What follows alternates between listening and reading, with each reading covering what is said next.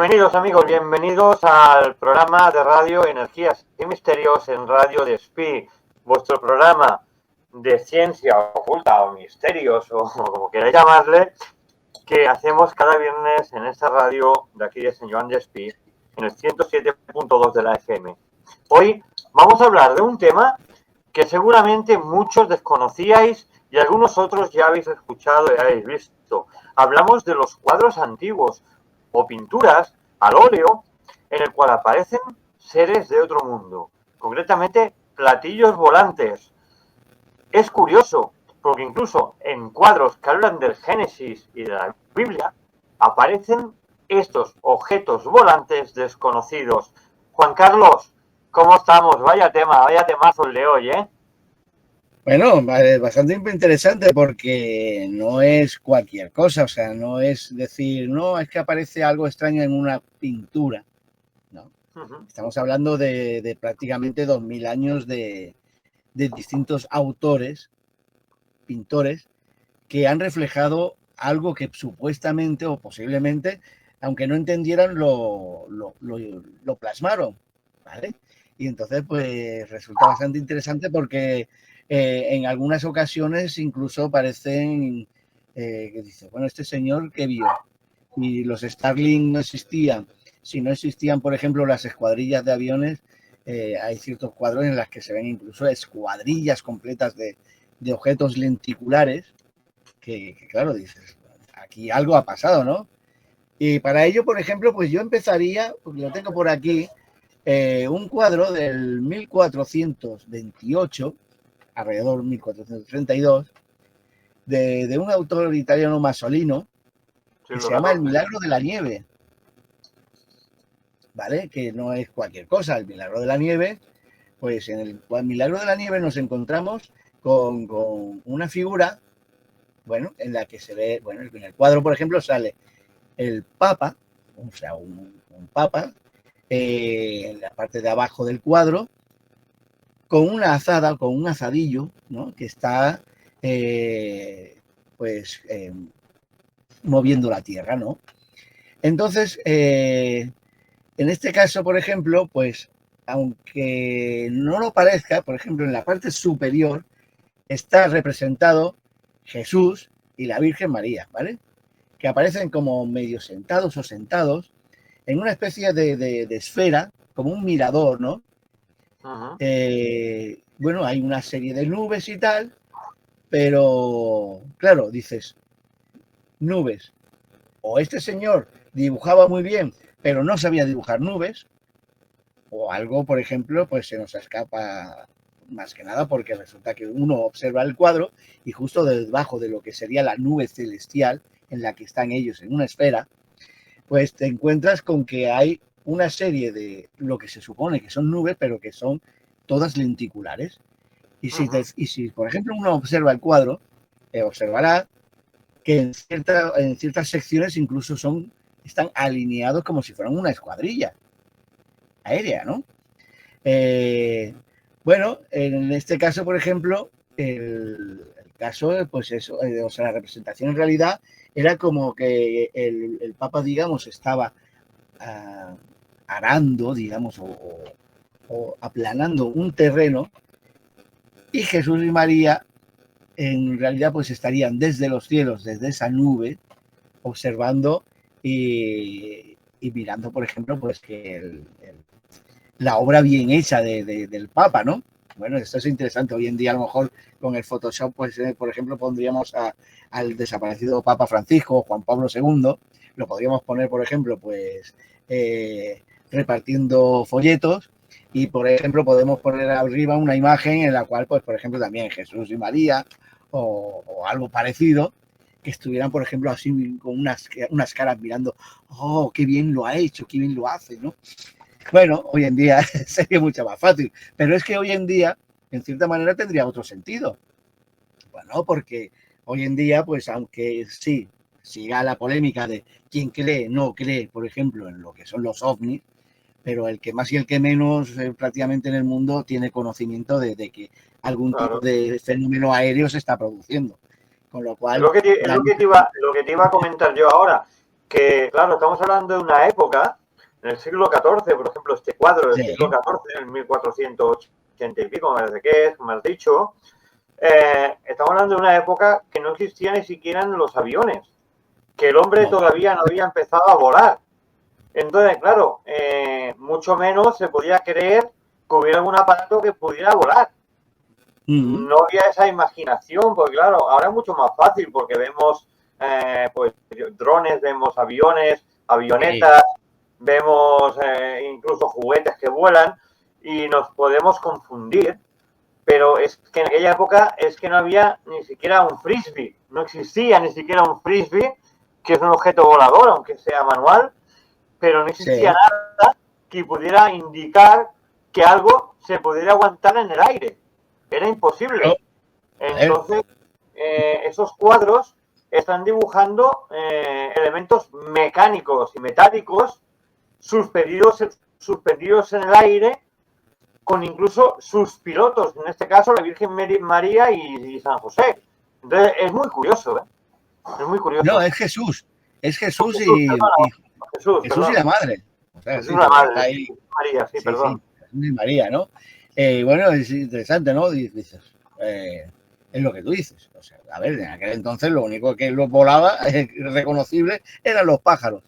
Y en todo caso, claro. por ejemplo, estaba permitido dibujar como algo aéreo a los ángeles y arcángeles y a los querubines con sus alitas. Con Es sus lo alas. máximo que se podía permitir, o sea, se cuadraba, algo que cuadrara, ¿no? Que dijera, bueno, sé que no voy a ver un ángel, pero, o sea, creo en los ángeles, esta es la representación y punto. Y los querubines, ¿no? Los pequeños querubines y tal. Pero era lo máximo que podía ser. Recordemos que querubines nos referimos a los diablos. Mucha gente.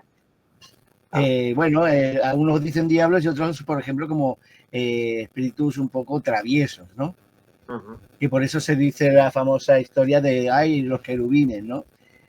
Cuando se habla de los niños, los hijos traviesos o los niños, ¿no? No, que decía esto porque muchos hablan del diablo y Sí. no lo identifican. Le dicen a lo mejor un ángel o le dicen un ángel negro. No, el diablo es un querubín, y hay que decirlo con toda la letra.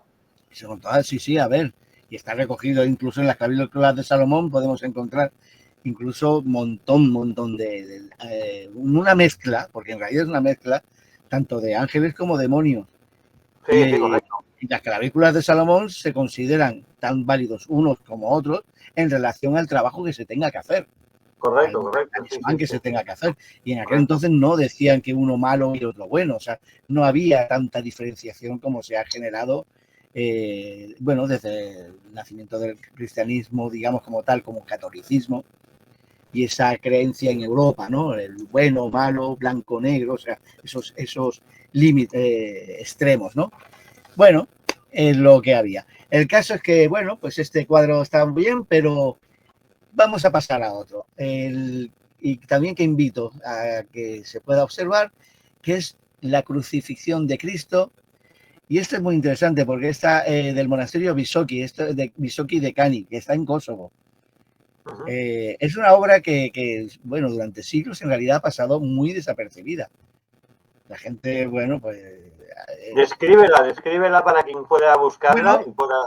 en esta obra, pues mira, vemos, o sea, en realidad es como una especie de retablo, ¿vale? Porque eso en la iglesia está montado sobre son unos frescos que hay detrás en la iglesia en este monasterio de Visoki, de Cani, y entonces pues tienen como una especie de separaciones, ¿no? Como los típicos recuadros en 3 láminas, digamos, ¿no? Y entonces, pues las 3 láminas, eso sí, lo que representa es realmente pues toda una imagen, ¿no? Y en esa imagen, pues vemos es la crucifixión de Cristo, y entonces pues podemos observar, bueno, pues lo que son las personas que había alrededor. Hay unos ángeles con creo que unas trompetillas o algo por ahí volando alrededor de la cruz, ¿no?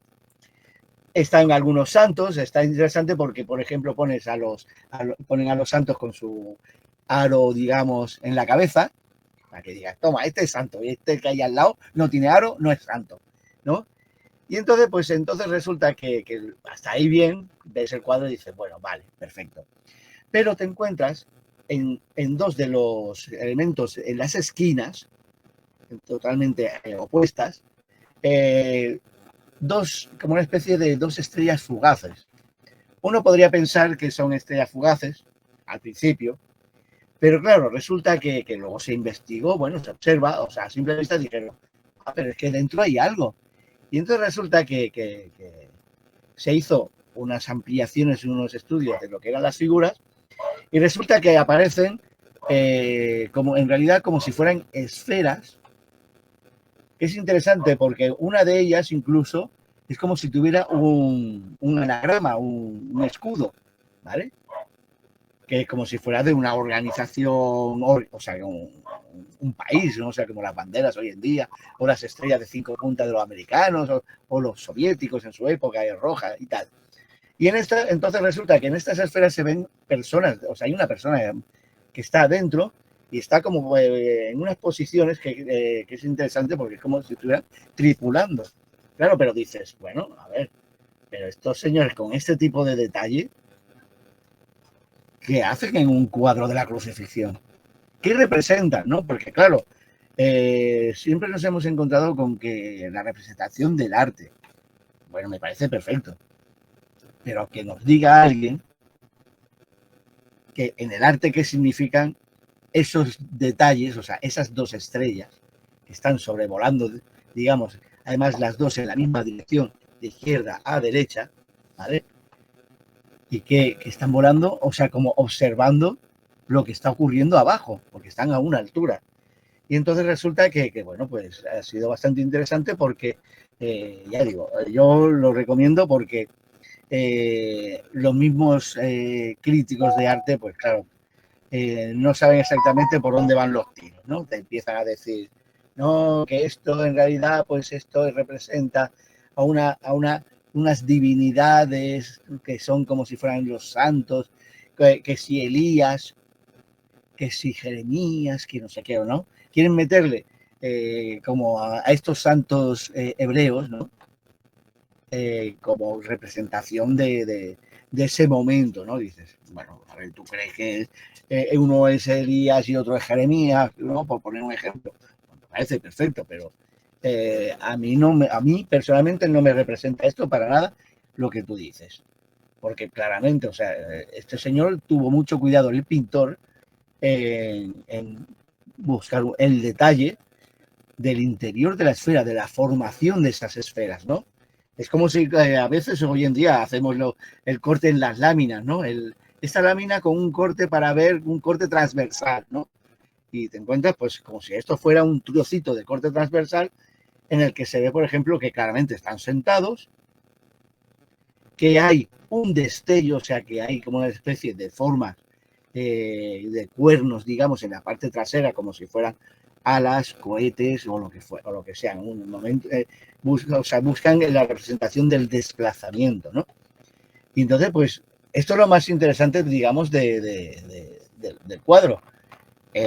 Claro, a ver, esto tiene que ser algo que el autor, en todo caso, en su momento, pues de una manera o de otra tuvo que verlo. O sea, no creo que tenga tanta imaginación como hoy en día los autores de Marvel y toda esta gente con sus superhéroes, ¿no?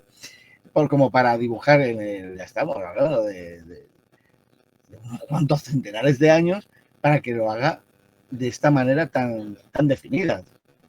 Entonces, ya digo, es un cuadro que es bastante interesante y considero que bueno, pues ya digo, se llama la crucifixión de Cristo del monasterio Visoki de Cani en Kosovo.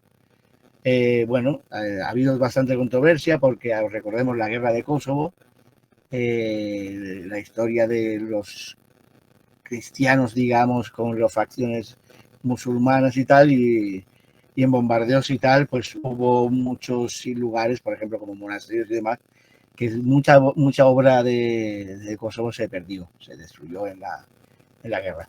Este no ha sido el caso, ya digo, todavía incluso además se conservan, se pueden ver en las redes. Y bueno, pues yo lo considero que es una cosa que, bueno, que la gente puede dar a pensar, que lo piensen, y bueno, que cada uno saque sus conclusiones. Mira, a ver, por ejemplo, representaciones que algunos hoy en día, ¿no? Han creído ver, ¿no? Artefactos voladores que se ven como la presencia, como si fuera cada uno en una aeronave. Uno de ellos, por ejemplo, mira como, sí, uno mira hacia adelante, el otro está mirando hacia atrás. Digo, igual a lo mejor es como hoy me he pasado de largo. Y bueno, pues lo que pasa es que, claro, hay las representaciones, ¿no? Yo, por ejemplo, en su momento, cuando lo vi, dije, es interesante porque van vestidos con túnicas. Bueno, hay otros que creen que incluso como que ven ahí como trajes espaciales. Ahí yo creo que ahí se ha ido un poquito de madre. Yo veo túnica y gracias. Con lo cual es bastante interesante. Otros, por ejemplo, sugieren que en realidad esto representa al Sol y la Luna. Sí, pero ¿qué pintan los seres dentro del Sol y la Luna? Claro.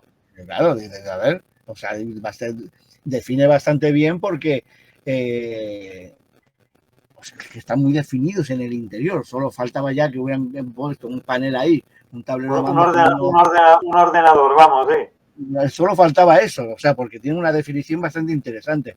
Que, bueno, dicen que otros que es eso, que en realidad son estrellas, que representan estrellas de ese momento de la importancia. Claro, pues sí, yo también puedo decir que aquí lo que falta es el espíritu de la Coca-Cola, por poner un ejemplo. O sea, no quiero hacer propaganda a marcas, pero es por decir. O sea, yo puedo decir lo que me dé la gana. Pero yo lo dejo con que es interesante ver este tipo de representación. Ya digo, el cuadro tiene para la época que es y el lugar que es una representación bastante lograda incluso de los gestos de los representantes que hay abajo, o sea, las personas que hay. La representación, por ejemplo, de estos dos seres está bastante definida, con lo cual el artista no era un, como digo yo, un pintamonas, o sea, un pintor local que se dedica a pintarlo con las cuatro cositas y tal, ¿no? No, es un trabajo bastante logrado y ya digo, cada uno que busque a ver, o saque sus propias conclusiones, pero es eso. Vuelvo a decirlo, crucifixión de Cristo del monasterio Visoki de Cani en Kosovo. Vamos a mirar a ver qué tenemos por aquí. A ver qué cuadro nos traes ahora. Sorpréndenos. A ver, hay alguno que lo tengo, por ejemplo, apartado un poquito, porque todos tienen que ver la mayoría tienen que ver con las crucifixiones, con temas religiosos, pero hay uno, que a ver que lo tenemos por aquí, eso ya lo hemos dicho también. La Virgen de San Giovannino. Eso la voy a buscar aquí. Que es interesante porque, bueno, terminaremos con. Esto es, ya la tengo aquí. La Virgen de San Giovannino, que está en el Palacio Vecchio de Florencia, es digamos, un cuadro con una representación de la Virgen. Es interesante porque no se sabe exactamente si lo que representa es a Jesús y el Espíritu Santo, ¿no? Porque, bueno, la representación es teóricamente la Virgen María, hay un niño y otro niño que lo está aguantando y lleva una coronita, ¿no? Dice, pues, la representación dicen que es eso, que es la Virgen y que uno de los niños es como eso, el Espíritu Santo. Lo interesante del cuadro, bueno, pues dice, bueno, vale, de acuerdo. La representación está bastante bien. Es la representación del pajar, digamos, del lugar donde nace Jesús, donde aparece incluso en una esquina, aparece la mula y el buey, ¿vale? Digamos que ya digo, se ve el pesebre y tal, han puesto el río, me parece perfecto, pero hay una cosa que llama la atención, que les llamó la atención a algunos, que dices, ¿y eso qué es? En la parte, digamos, trasera de la cabeza de la Virgen María, aparece, mira por dónde, aparece una especie de figurita que es como si fuera elíptica, ¿no? O elipsoide, pero que tiene como una especie de antenitas a su alrededor, y es bastante interesante, ¿no? Porque dices, ¿y esto qué hace ahí? Lo más interesante del cuadro, cuando lo ampliamos, es que hay en la lontananza, por decirlo de alguna manera, hay un señor pequeñito, una figura humana, que está mirando con la cabeza, lo típico cuando miramos hacia el cielo, que ponemos la mano para tapar que no nos deslumbre el sol, que el sol en este plano está en la parte el objeto, superior, ¿verdad? mirando el objeto, mirando al objeto directamente, ¿vale? Y entonces dices, a ver, no es un fallo del autor, no sabemos lo que quiere representar, no es una nube, por tanto que en el cuadro aparecen nubes, ¿vale? Y este señor pues lo ha representado aquí, mirando directamente a ese objeto. Y dice, bueno, pues mira, es bastante interesante, ¿no? No hay mucha historia, o sea, no hay mucha historia sobre el autor. El autor es Domenico Ghirlandaio, y más o menos del siglo XV también, ¿no? Es una época, si nos fijamos, hemos visto cuadros que la mayoría están entre el 14 y el 15, por ahora, ¿no? Y es interesante porque aparecen muchos cuadros de este tipo en la obra, digamos, crística, digamos, o religiosa de esos siglos aquí en Europa. Bueno, yo ya digo, considero que es interesante también mirarlo. Hay personas que incluso han hecho ampliaciones y creen ver, por ejemplo, no una especie de elipsoide, sino incluso creen ver el arca de Noé, ¿vale? Porque parece un arca, por tanto, que digamos que hay media luna, digamos, forma como una especie de media luna en la parte inferior, cortada por la mitad, pero en la parte superior aparece como una especie de caseta o control, ¿no? O sea, como si fuera una caseta de control o lo que sea. Y en el morro, digamos, lo que sería la proa, aparece como una especie de mastelero, ¿no? Una antena o algo que sobresale, digamos, de forma horizontal, terminada, ya digo, la proa del objeto. Entonces, bueno, dices, bueno, claro, es interesante. Pero ya digo que se sabe muy poco de esta obra. Ya digo, esta obra se puede observar. Ya digo, es la Virgen de San Giovannino y está como he dicho antes, en Florencia, eso, en el Palacio Vecchio de Florencia. Bueno, el museo en Florencia. Bueno, lo interesante, ya digo, que este señor, por ejemplo, pues sacó muchos detalles en el cuadro, por ejemplo, pues, o sea, que se dedicó a sacar, por ejemplo, un campanario, o sea, tú imagínate, pues ha sacado lo que son los relieves de las montañas, playas, o sea, o ensenadas, e incluso, por ejemplo, se dedicaba a hacer, por ejemplo, en lo que son los árboles, o lo que serían los troncos que forman parte del pajar, hasta los nudos, con lo cual, claro, representar a una persona, por ejemplo, que está observando un objeto en el cielo, pues es un elemento que da como ese enigma, ¿no? Por tanto, que, bueno, ¿qué quería representar este señor? Porque, ya digo, es eso que queda en el aire, en el tintero, pero creo recordar que hay otro también del siglo XV, siglo XVI, sí, ahora voy a ponerlo, que es un segundito, que es ¿cómo se llama? Esto, la glorificación de la Eucaristía de Ventura Salimbeni, del año 1600. Esta es una figura que es bastante conocida, ha salido en bastante prensa, en revistas y tal, y ya digo que llama mucho la atención porque uno lo observa y dices, oye, pues es como si la representación es en el cuadro una serie, hay una paloma, ¿vale? La paloma, sale lo que sería la representación de Dios y Jesús, cada uno sentado en una silla, digamos, en un trono. En realidad están sentados sobre unas nubes, es interesante. Pero lo interesante es lo que están agarrando. están agarrando una especie de antena, cada uno, o sea, son 2 cuernos, en una esfera. Pero es que lo que más ha llamado la atención desde hace décadas es que esta esfera, comparándola con lo que era el Sputnik 1 de los soviéticos, Sí. resulta que prácticamente son calcadas. ¿Vale? Curioso.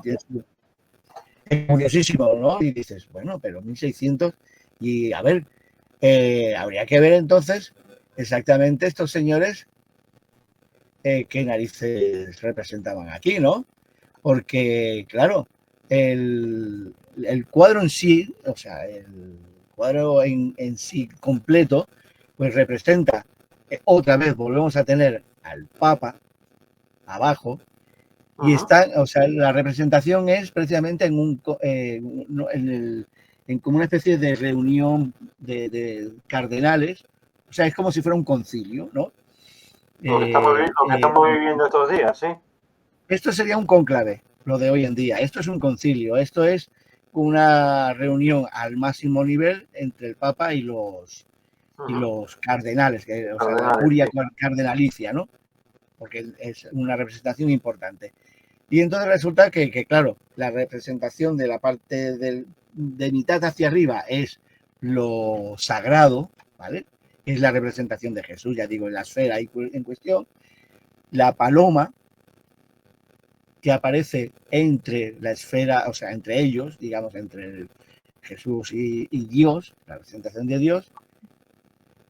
Pero luego está la parte de la mitad hacia abajo, y en el que hay otra vez sale el Papa, que está mirando directamente a la esfera, o sea, está mirando la situación, y vuelve a ver una paloma también, como paloma mensajera o paloma sagrada, ¿no? La Santa Paloma, bueno. Y entonces, ya digo, es muy interesante el que haga la gente la comparativa, ¿no? Porque yo ya digo, he visto el cuadro completo, no sé si lo tengo por aquí, pero bueno, no pasa nada porque ya digo, la representación es bastante interesante. Es una obra, ya digo, del siglo XV-XVI, o sea, ya remolque del XV al XVI. Sí. Y ya digo, se llama la glorificación de la Eucaristía de Ventura Salimbeni. Y ya digo, considero que es interesante que cada uno también lo observe y lo revise y tal. Sus conclusiones. Sí, porque, a ver, yo por mucho que quiera darle una lógica, claro, a ver, estamos hablando del año 1600, y el 1600, o sea, para ser algo que teóricamente debería ser otra cosa, no sé lo que significa, o sea, a ver, yo miro, de verdad, miro la esfera y veo los dos la antenita con los 2 cuernos, y a mí me recuerda clarísimamente a la época de cuando teníamos los televisores con la antena de cuernos. Sí, aquellas televisiones pequeñas de color rojo, que la Intel de todavía, porque alguien lo entienda. ¿Vale?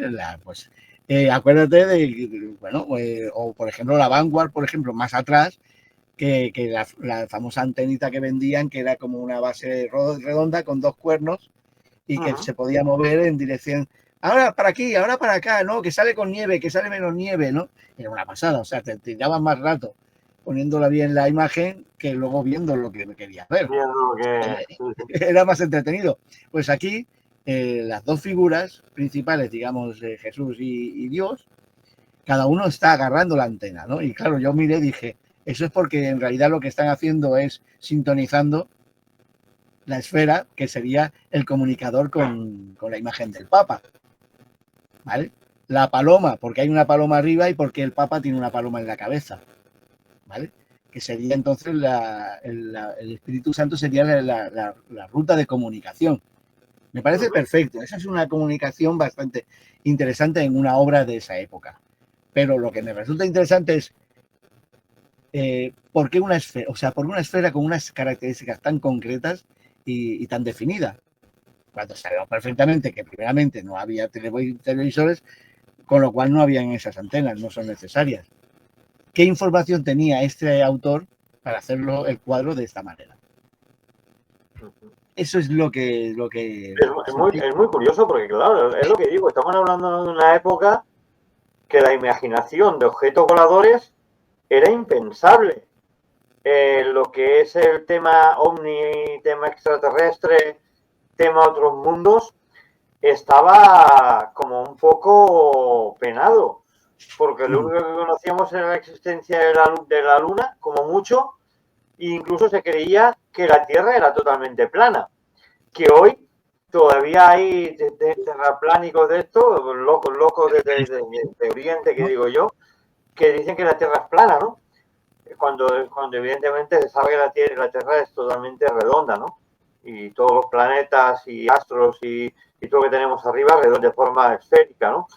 Entonces, estamos hablando de una época que no se conocía nada, que no se conocía nada. Entonces, es muy difícil imaginar que esos pintores pudieran pintar algo que realmente no vieran. La pregunta sería, eso, claro. la pregunta sería, ¿por qué ahora todavía no se ven? O sea, ya no se vuelven a ver. Esa sería la cuestión. Claro. Pues, mira, por ejemplo, bueno, hay otra obra que es interesante también, pues la anunciación la anunciación de un autor también del 1486, ahora hablando del siglo XV, es de un tal San Emidius, ¿no? Sí. Bueno, perdón, la Anunciación con San Emidius, se llama el cuadro, que es el autor era Carlo Crivelli, ¿vale? Y bueno, pues es un cuadro también bastante interesante porque, bueno, ves la figura, en realidad es general, digamos, en la que, bueno, pues tenemos la imagen de la Anunciación, pero, bueno, vemos, digamos, a María, que está en el interior de lo que sería el habitáculo donde vivía, o sea, en el convento, digamos, sí, bueno, en las estancias, en aquel entonces vivía en las estancias del templo, ¿vale? De Jerusalén. Bueno, era muy habitual que hubieran sirvientas. Hoy en día es como lo de las monjas la historia, ¿no? O sea, las mujeres no tenían un poder importante o esencial en el judaísmo, digamos, pero el templo, por ejemplo, para el servicio a los monjes, digamos, a los rabinos que vivían en el templo, y los grandes rabinos, pues tenían el servicio de estas personas, de estas chicas o estas señoras, que bueno, pues tenían que ser, claro, tenían que ser célibes, tenían que ser, o sea, una pureza, una historia para que el rabino en sí, o sea, pues no tuviera, o sea, no fuera contaminado con la carne ni con nada, o sea, pureza, ¿no? Y en este cuadro, pues representa precisamente que ella está en el templo, ¿no? Está en una sección del templo, hay gente por la calle, incluso, bueno, pues el autor saca a gente por la calle conversando y tal. Y en esto que lo interesante es cuando mira uno un arco y una terraza superior, que hay gente hablando, y nadie se da cuenta de que de los cielos, pues hay como 3 esferas. Bueno, hay como, en el cielo hay como una apertura del cielo y se forma como una especie de haz de un rayo que va directamente a la cabeza de María. Claro, esto es la representación de lo que es la Anunciación. Claro, volvemos a lo mismo. El autor, bueno, o tenía mucha imaginación, o es interesante, por ejemplo, ver las características de este tipo de nube. Por tanto, que es una nube muy interesante porque es totalmente cilíndrica, plana, pero salen como unas especies de estructura, una estructura con unas separaciones X en una estructura como un plato en el inferior, en la parte inferior. Y de la parte central, pues aparece ese rayo que va a María, digamos. Es interesante por eso, porque dices, a ver, en este caso, por ejemplo, puedes pensar que es una ocurrencia del autor. Recordemos que, por ejemplo, incluso Miguel Ángel, precisamente, pues uno de sus elementos para cuando quería trabajar sobre la grandeza o la grandiosidad de Dios, pues iba a la montaña y miraba hacia el cielo, ¿no? Y es verdad, muchas veces, por ejemplo, tú te vas a un campo, o vas a la playa, o vas a la montaña, y hay momentos en los que esas nubes que se abren, ¿no? Y es interesante, ¿no? Dices, ves esa grandiosidad. Y en este caso, pues lo dejas un poco como anecdótico, porque claro, esto sería una representación bastante fehaciente, digamos, o fidedigna en relación a los escritos de la época, los católicos, los escritos católicos de lo que era el famoso rayo que anuncia y que luego viene el ángel, viene la paloma, viene luego el ángel que dice, chica, pues vas a tener a Salvador del mundo. Y luego vienen los problemas. Pero bueno, este es el caso, en este caso, pues, ya digo, es la Anunciación con San Emilio, de 486, de Carlo Crivelli. Y entonces, pues, ya digo, resulta bastante interesante de observar, ¿no? Bueno, luego hay pinturas, por ejemplo, en la India, ¿no? Las pinturas de Narmada. Luego, por ejemplo, el gran rey marciano en la época rupestre, por ejemplo, que te encuentras en lugares, por ejemplo, como en el desierto del Sáhara, en Tassili. Bueno, Tassili es un lugar que resulta muy interesante, ¿no? Los grabados que hay, bueno, son frescos, ¿no? Son como pinturas rupestres y está todo lleno. Pero vamos a ir a otro detalle que yo creo que terminaremos prácticamente con la guinda del pastel, que para mí es el elemento más interesante, porque tengo un par de imágenes que lo que pasa es que todavía no tengo detectada, o sea, o demostrada la autoría, ¿no? Y entonces siempre los tengo un poquito aparcados, digo, por si acaso. Pero, por ejemplo, tenemos, que es donde podemos hablar un poquito más sobre el tema, que son los ovnis de Nuremberg. Creo recordar, también son del siglo XIV, siglo XV. A ver, quiero recordar, del 1561, siglo XVI. Bueno, esto ocurre en la ciudad de Nuremberg el 14 de abril del 1561. Y considero que son varios grabados, ¿eh? Considero que son muy interesantes de estudiar, por tanto que lo que representan es una supuesta batalla observada desde las afueras de la ciudad de Nuremberg, ya digo, en el año 1561, que no sería la última. Hubo otros lugares casi la misma semana, mes, en Europa que se vio este tipo de fenomenología. Y el caso es que, por ejemplo, pues bueno, uno observa, por ejemplo, el cuadro en sí, bueno, en realidad es un grabado en un libro, ¿vale? Vendría a ser como el diario que había, como la Vanguardia de aquel entonces, o el diario y tal, ¿no? Y nos encontramos con bueno, pues la ciudad de Nuremberg al fondo,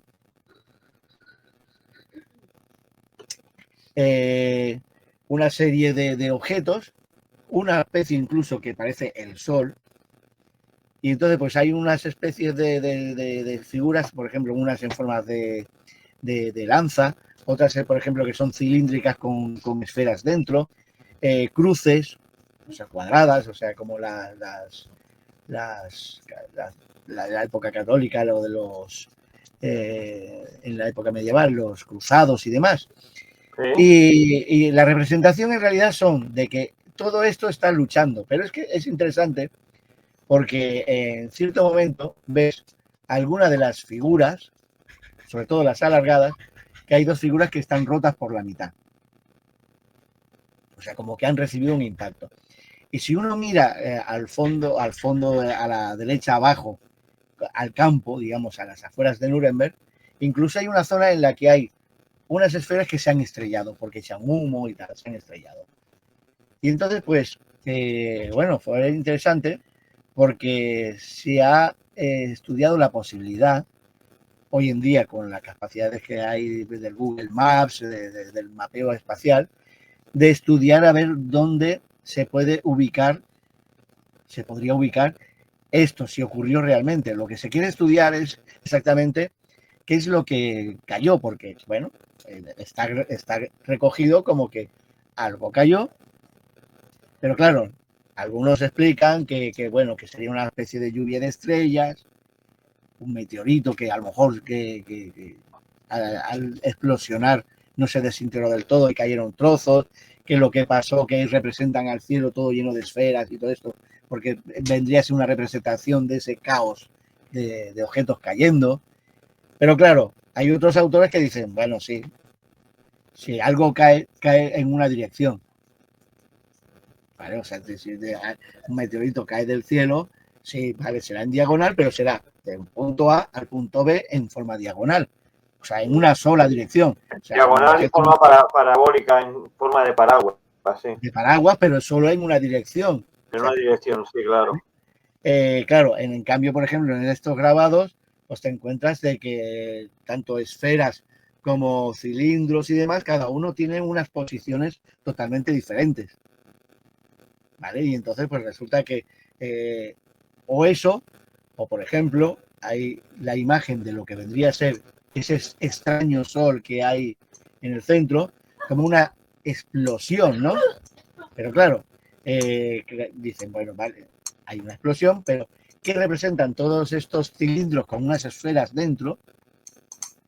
Y luego, sobre todo, que hace una figura, por ejemplo, como si fuera una lanza, imponente, ¿no? Con, además que tiene unas franjas y tal, de color negro, que prácticamente lo que estás diciendo es que más o menos el tamaño es incluso superior incluso a la ciudad de Nuremberg de aquel entonces.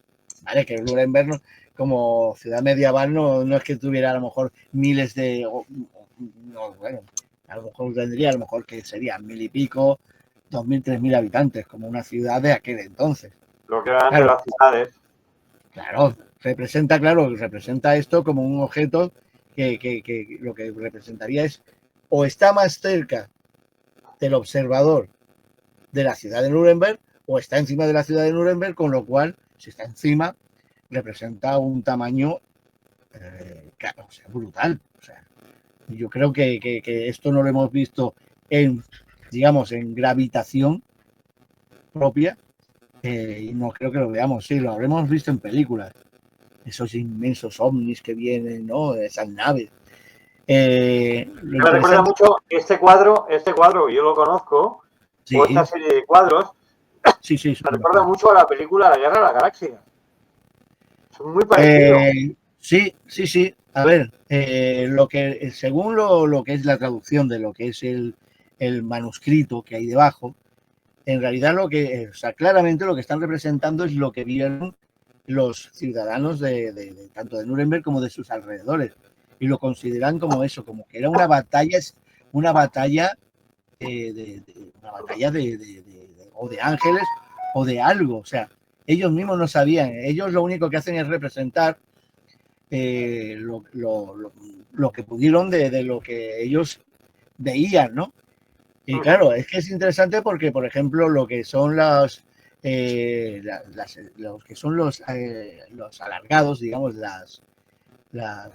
los tubos que tienen estas esferas dentro, y se puede observar porque con lo que poco que podían saber, pues representan el movimiento de las esferas dentro de ese cilindro, cómo pueden salir, o sea, cómo salen, por ejemplo, de un cilindro, cómo van saliendo, ¿no? O sea, como que son esferas que están dentro de esos cilindros.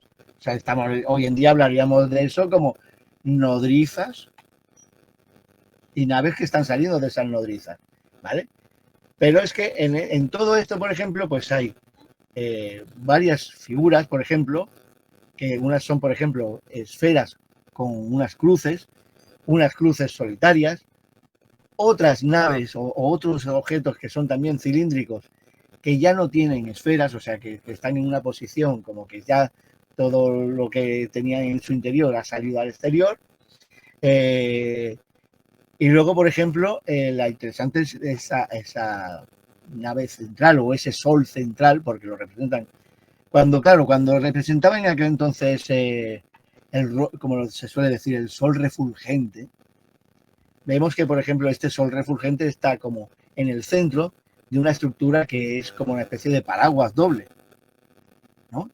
Y claro, ellos que representan en su época que con esto, cuando ellos, por ejemplo, miraban o hacían una representación, decían lo del sol siempre, o sea, la misma frase que cuando dijeron en Hiroshima, después de la explosión, que lo primero que dijeron los supervivientes era que tuvieron la sensación de que era como que el sol había bajado a la Tierra.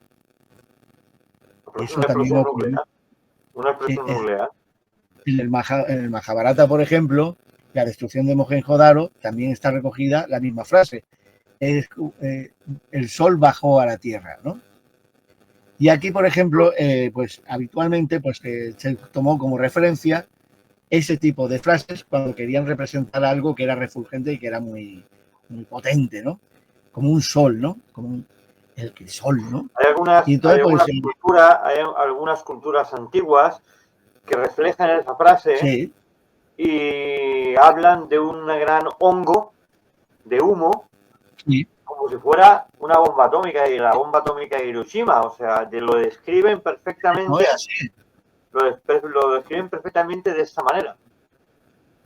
Sí, además, en este cuadro en concreto, si nos fijamos bien, o sea, en el cuadro, es un grabado con una serie de escritos, manuscritos que hay debajo, pero si uno observa, por ejemplo, lo que vendría a ser el pueblo más cercano de Nuremberg, que está al fondo, donde caen estas esferas, ¿no?, que se han estrellado, y resulta que ves gente que está señalando, dicen allí, ¿no? Que están señalando precisamente la zona del impacto. Claro, lo que hoy en día se está intentando es estudiar para descubrir, en su momento esto era una aldea, pero saber exactamente qué pueblo es hoy en día. Se sabe, por ejemplo, que entre el impacto, o sea, entre lo que es el impacto y las casas que hay atrás y la que hay delante es una iglesia, saben exactamente, una iglesia. Están buscando referencias de la posibilidad de que todavía sobreviva o la existencia antiguamente de una iglesia a una distancia X de unos campos de cultivo que daban lugar a dos poblaciones cerca de Nuremberg. Y eso están intentando hacer triangulación para, bueno, pues en todo caso, por ejemplo, intentar descubrir qué es lo que cayó, ¿no?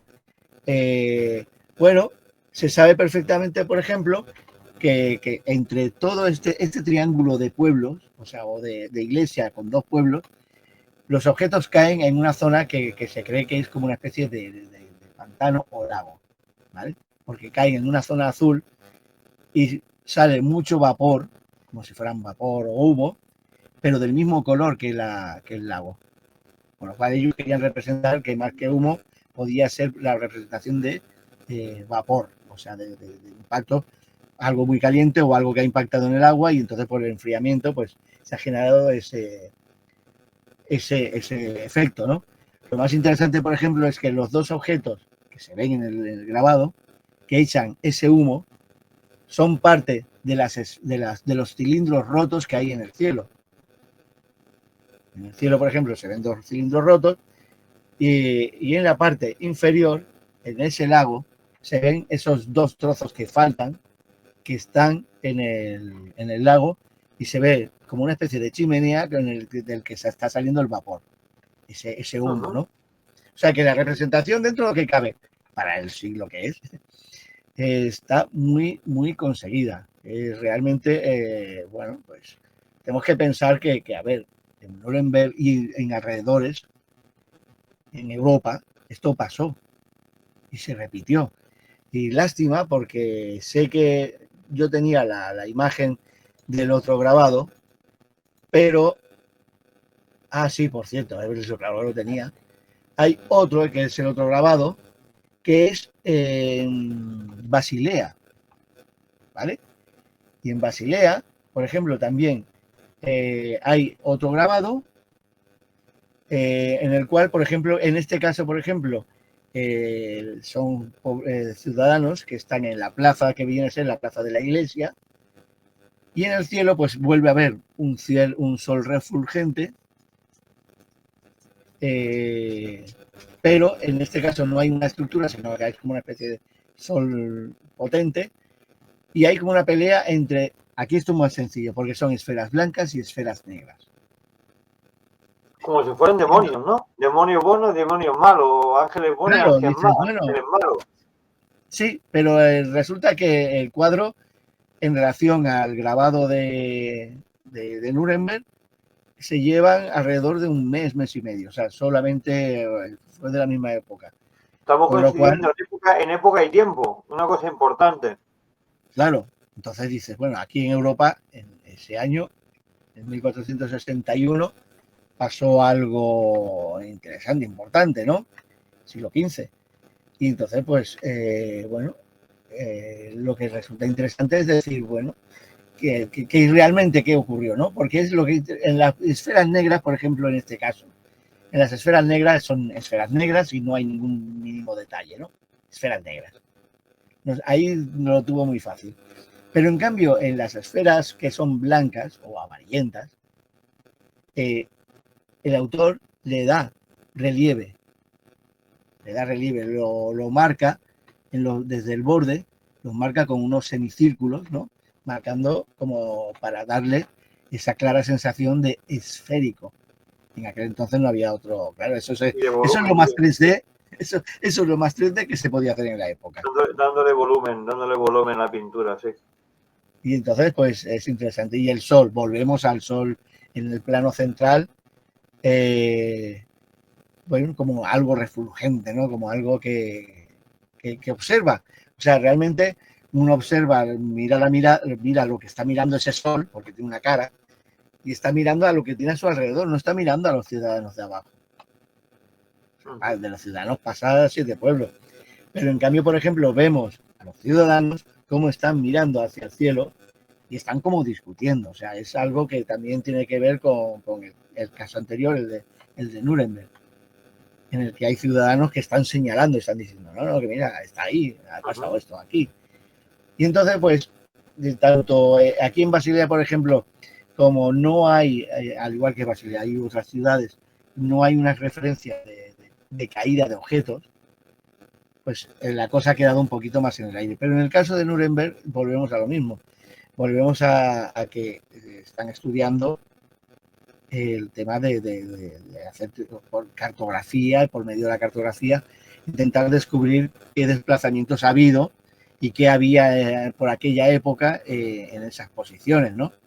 Estamos hablando de que el autor por lo menos dejó detalle de que, bueno, pues Nuremberg a una distancia, 2 pueblos a otra distancia X, y entre esos 2 pueblos laterales una iglesia y un lago.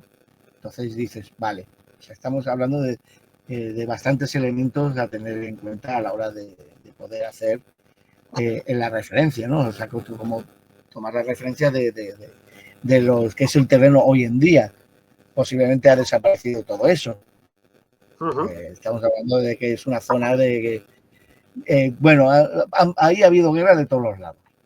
Porque ya desde épocas medievales, las napoleónicas, por ejemplo, las invasiones napoleónicas de Alemania y demás, bueno, Primera y Segunda Guerra Mundial. La primera, por ejemplo, no le afectó demasiado, la segunda, Nuremberg, fue bastante castigada. Recordemos que, por ejemplo, también en los alrededores de Nuremberg ha habido, o en la época del nazismo, por ejemplo, pues hubo mucho cambio estructural de la ciudad. Pues recordemos que para Hitler pues era una ciudad referencia, ¿no? Fue donde hizo, por ejemplo, el estadio de las grandes reuniones, el estadio olímpico de Nuremberg, que hoy en día es un abandono, en realidad solo queda un trozo del palco principal y gracias. Pero bueno, y removió cielo y tierra, con lo cual digamos, la estructura física que podía tener hasta finales del 19 ha desaparecido prácticamente. Pero el tema es ese, que bueno, que yo invito a que se pueda mirar, observar Los distintos cuadros. cuadros, ¿no? Bueno, están en las redes y que cada uno, por ejemplo, pues vaya cogiendo así impresiones, ¿no? Pero ya digo, lo he dejado para el final de Nuremberg porque a mí me resulta de los más representativos o más aclaratorios de algo que es algo que ocurrió y ocurrió realmente. O sea, y claramente, pues ahí es eso. Es una batalla, ¿no? O sea, estás viendo cómo hay objetos que están partidos literalmente por la mitad, se ven los trozos fraccionados, ¿no?